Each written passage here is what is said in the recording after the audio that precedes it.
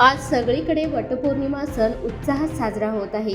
गडिंग्लज शहरात देखील विविध ठिकाणी महिला मोठ्या संख्येने वटपौर्णिमा साजरा करताना दिसून आल्या.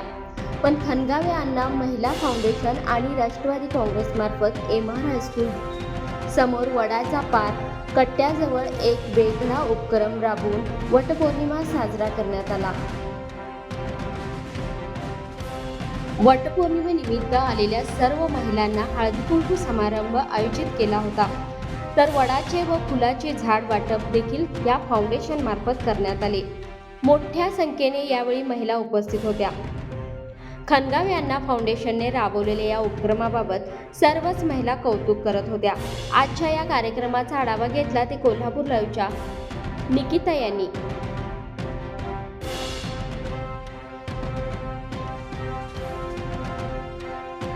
सोन्याचा कळस, संजयरावांचं नाव घेते मला नाही आळस. गांधीजी म्हणाले चले जाओ, गांधीजी म्हणाले चले जाओ, इंग्रज गेले पळून आम्ही महिला फाउंडेशन मार्फत वडाचं झाड लावले, पहा सर्वजण वळून.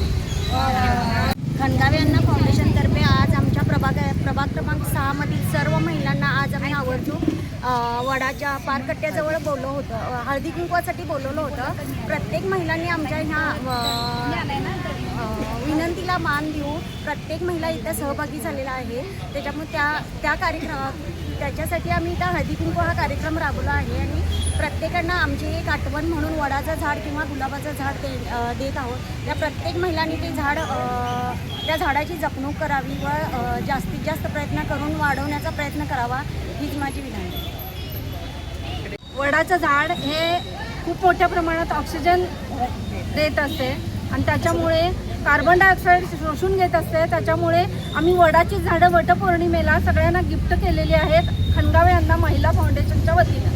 आणि सगळ्यांनी ही झाडं लावून पूजा करा, लावा आणि पुन्हा कुठंतरी ती वाढवा. या पद्धतीनं चांगली ही रोपं ज्याच्या त्यांना आपल्या आपण हाताने लावा आणि आपण ती जगवा. त्याचं संगोपन करा, खत पाणी घाला आणि मोठी झाल्यानंतर ती तुम्हाला पक्ष्यांना आश्रयस्थान होईल, ऑक्सिजन खूप प्रमाणात मिळेल. त्यामुळे ही झाडं आम्ही देत आहोत. प्रथमतः मी खणगावे अण्णा महिला फाउंडेशनच्या सर्व महिलांच्याबद्दल हार्दिक अभिनंदन करते. कारण हा उपक्रम सहसा राबवला जात नाही, पण आज प्रथमच मला वाटतं गडिंग्लज शहरात हा कार्यक्रम राबवला आहे. त्याच्यामध्ये प्रमुख असतील सगळेजण, सगळ्यांची नावं म्हणजे घेत नाही, परंतु महिला ह्या आमच्या मैत्रिणीच आहेत आणि त्यांनी हा चांगला उपक्रम केल्याबद्दल पुन्हा एकदा त्यांचं हार्दिक अभिनंदन करते. आणि वडाचे झाडाचं महत्त्व काही आगळं वेगळं आहे. त्यांचा ऑक्सिजन बाहेर सोडते आणि कार्बन डायऑक्साईड सोडते. जशी सावित्रीनं आपल्या सत्यवानाला वडाच्या झाडाखाली का आणलं तर त्याचे जे आजारपण होते किंवा काय त्याचा प्राण जाण्याच्या ह्याच्यात असताना सुद्धा तिनं वडाच्या झाडाखाली त्याला झोपवलं, म्हणजे तिला प्राणवायूची आयुष्यकता होती. ज्या वेळेला आपण आता दवाखान्यात जातो आहे त्यावेळेला ऑक्सिजन विकत घ्यावं लागतं, पण त्यावेळेला निसर्गानं असंच आपल्याला झाडाचं देणगं दिलेलं आहे की सत्यवानांचे प्राण पुन्हा आले. म्हणूनच सावित्रीला म्हणतात की सत्यवानाचे प्राण तिनं आणलेले आहेत आणि आपण त्या निमित्तानं वडाचं पूजन करतो. पण वडाची फांदी मात्र कोणी तोडू नये, कारण जर तोडली तर त्याचं अस्तित्व कमी होत जाते.